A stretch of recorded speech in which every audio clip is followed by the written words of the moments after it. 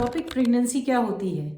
Ectopic pregnancy यानी कि uterus के बच्चेदानी के बाहर जब बच्चा ठहरता है उसको हम कहते हैं एक्स्ट्रा यूट्राइन प्रेगनेंसी या एक्टोपिक प्रेगनेंसी।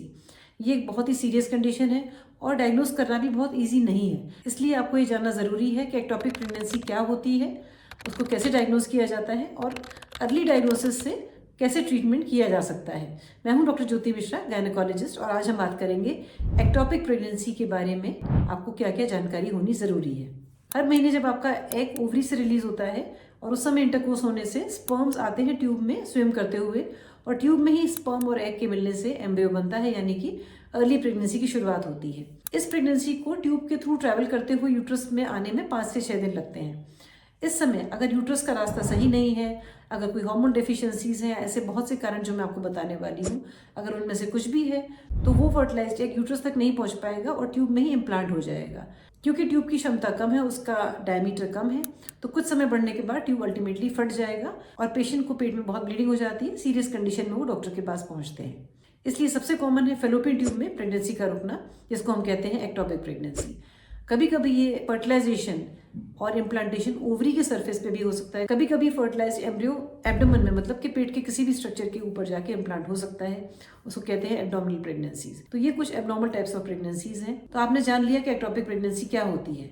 अब समझते हैं इसके कारण क्या है, किन पेशेंट्स को एक्टोपिक प्रेगनेंसी होने का रिस्क होता है। फेलोपियन ट्यूब बहुत ही फाइन ट्यूब होता है, जिसके अंदर सीलिया यानी कि बारीक हेयर लाइक स्ट्रक्चर्स होते हैं, जो स्पर्म्स और एग को एक तरफ को जाने में मदद करते हैं। फर्टिलाइजेशन के बाद एम्ब्रियो को धक्का देते हुए सॉर्ट ऑफ स्विमिंग में हेल्प करते हैं, जिससे कि वो यूट्रस की तरफ आए। अगर लेडी को पेल्विक एरिया में यानी कि यूट्रस के आसपास ट्यूब्स में इन्फेक्शन है, जिसको हम PID कहते हैं, पेल्विक इन्फ्लेमेटरी डिजीज, इसके ऊपर मेरा पूरा वीडियो है।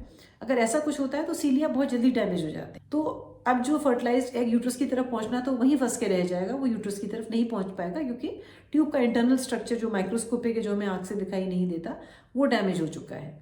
तो सबसे common cause of ectopic pregnancy इस PID, और PID उनको होता है जिनकी सेक्सुअल लाइफ बहुत जल्दी शुरू हो गई हो, मल्टीपल सेक्सुअल पार्टनर्स हो, रिपीटेड इन्फेक्शंस होते हो, उनको PID होने की चांसेस ज़्यादा रहते हैं। अदर कॉजेज हैं, अगर आपको पहले एक्टोपिक हो चुका है तो सेकेंड टाइम आपको हाई रिस्क होगा फिर से एक्टोपिक होने का।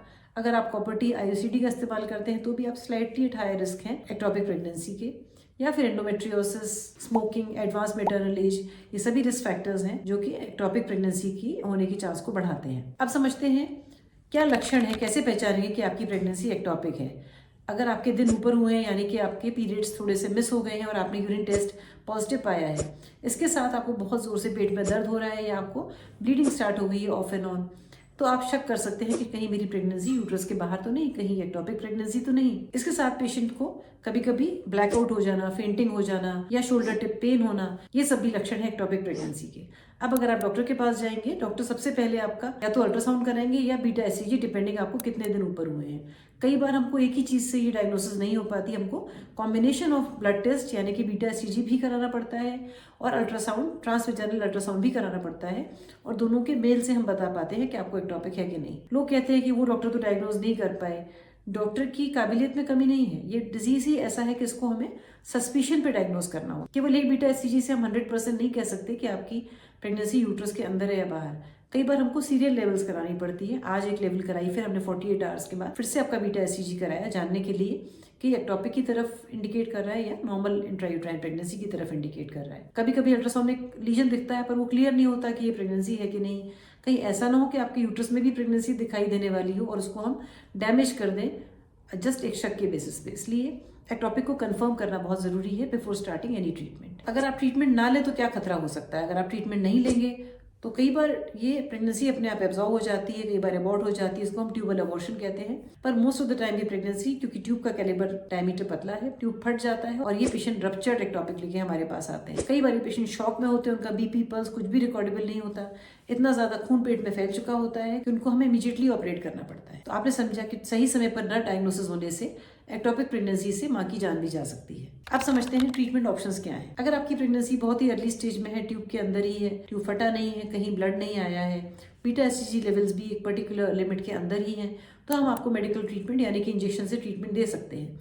इसमें भी डॉक्टर आपको अपने सुपरविजन में रखेंगे और आपकी बीटा एचसीजी से मॉनिटरिंग करते रहेंगे कि प्रेगनेंसी का सैग कम हो रहा है या नहीं। दूसरा ऑप्शन है सर्जिकल यानी कि लेप्रोस्कोपी आजकल की जाती है, पहले जमाने में ओपन सर्जरीज होती थी। आज के टाइम में भी अगर पेशेंट शॉक की स्टेट में है तो कभी कभी ओपन सर्जरी करनी पड़ सकती है, पर अगर हम लेप्रोस्कोपी करते हैं तो बारीक पंक्चर से उस ट्यूब को मोस्टली निकाल दिया जाता है। हम दूसरा ट्यूब भी देख लेते हैं, देखने में अगर ठीक है तो आपको आश्वासन देते हैं। तो लेप्रोस्कोपी से उस ट्यूब को मोस्ट ऑफ द टाइम निकालना पड़ता है, दैट इज कॉल्ड सेल्फिंजेक्टमी। पेशेंट्स पूछते हैं क्या हम आगे प्रेग्नेंट हो पाएंगे, हमारा एक ट्यूब तो आपने निकाल दिया। उसका आंसर है कि आपका दूसरा ट्यूब भी हो सकता है अफेक्टेड हो, क्योंकि मुझे विजिबल अभी आई से दिखाई ना दे, पर उसका फंक्शन क्या है वो हमें समय के साथ ही पता चलता है।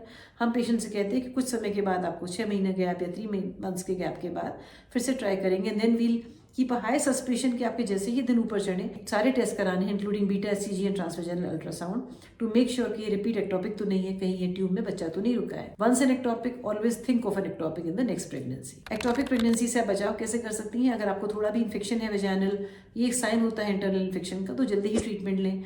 अगर आपको इंटरनल इन्फेक्शन जैसे लंबे समय तक पेन रहता है तो डॉक्टर से पीआईडी रूल आउट कराएं, उसके एंटीबायोटिक्स अगर डॉक्टर देते हैं तो वो जरूर लीजिए। मल्टीपल सेक्सुअल पार्टनर्स अवॉइड करें, अगर रिलेशन होता है तो कॉन्डोम का इस्तेमाल जरूर करें, क्योंकि sexually transmitted diseases through intercourse pass on होते हैं। स्मोकिंग अवॉइड करें, टाइम पर प्रेगनेंसीज करें और प्रेग्नेंट होने पर जल्दी ही डॉक्टर से मिलें। आज के वीडियो में हमने समझा कि एक्टोपिक प्रेगनेंसी क्या होती है, उसके समय पर डायग्नोसिस न होने से क्या खतरा है, कैसे डायग्नोसिस होती है और ट्रीटमेंट के आपके पास क्या क्या ऑप्शंस हैं। मैं हूं डॉक्टर ज्योति मिश्रा, गायनेकोलॉजिस्ट। वंस अगेन मैंने आपके सारे डाउट्स क्लियर किए हैं एक्टोपिक प्रेगनेंसी के बारे में। Please like and share my video and subscribe to my channel. Thank you for watching.